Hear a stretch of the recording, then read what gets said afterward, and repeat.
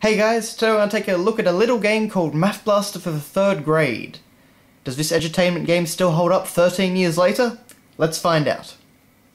First off, some personal history. Math Blaster for the 3rd grade was among the handful of games installed on the computers in my old primary school. Everyone loved it. Why? Well, I think it was because out of all the edutainment games on offer, this one looked and felt closest to a more traditional video game. By using gameplay elements from normal games, it felt more comfortable in the hands of us kids, and evoked memories of favourites like Mario and Sonic. Well, on the surface at least. The other reason was that it had an actual storyline with cartoon-like cutscenes and voice acting. That was pretty novel, and spawned another Math Blaster related pastime, as I vividly remember having discussions about the story of Math Blaster with other kids. Now before I got to the actual game, I had to install it. Unfortunately, it wouldn't let me even open the installer on my 64-bit Windows 7 computer, so I had to use an old one that's still running XP. But then QuickTime wouldn't work, and I had to fiddle with compatibility mode, and long story short, this isn't an easy game to get running. But onto the game itself. So the story of Math Blaster is kinda confusing. This blob monster called Gelator is a brain trader, and he has kidnapped Spot, your little robot friend, with the intention of draining him of all his knowledge. You play as Blasternaut. There's also this other character called Galactic Commander, but she doesn't seem to do much. Just kinda sits on the ship and pulls levers. Your goal is to collect 3 coloured crystals from some random planet, and for some reason this allows you to defeat Gelator. There is actually a lot of variety in the gameplay, especially considering the game's length. Even as a kid I could complete it in about 20 minutes. However, the reason it's so short is because it has a lot of replayability. At the start of the game, you choose the kind of maths problems that you want to try out, and these all have multiple levels of difficulty. There's even an editor where you can create your own maths problems for the game and use them. For the sake of simplicity, however, I'm just going to stick with level 6 edition. Also, I suck at maths. When the game begins, you are piloting Blasternaut's spaceship. Or is it a hoverbike? Actually, how does Galactic Commander breathe without a helmet? Never mind. You have to solve maths problems to power up your lasers, and then shoot at things like satellites and asteroids to earn points. Somehow, doing this nets you the first crystal. I don't know why it was just floating around in space, but yay? For an edutainment PC game in 1999, the 3D rendered objects looked rather impressive, and the gameplay was pulled from one of the PC's best genres at the time, first-person space shooters. It actually controls pretty well too, although sometimes I think the game is a bit too generous with its hitboxes. After you get the first crystal, you land on the planet. You are now playing as Blasternaut in a traditional side-scrolling platformer style. You can jump with control, attack with spacebar, and walk around with the arrow keys. And honestly, it all works pretty well. Better than you'd expect anyway. The only problem is that the collision detection is a bit wonky, and it can lead to some surprisingly frustrating jumps. But back to the main gameplay.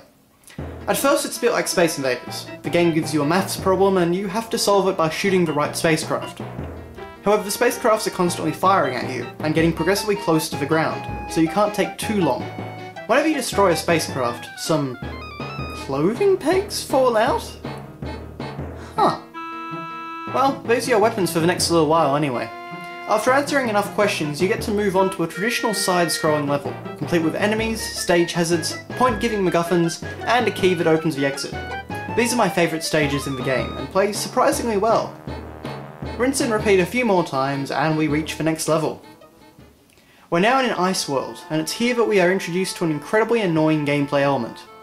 You see those big computers with maths problems on either side?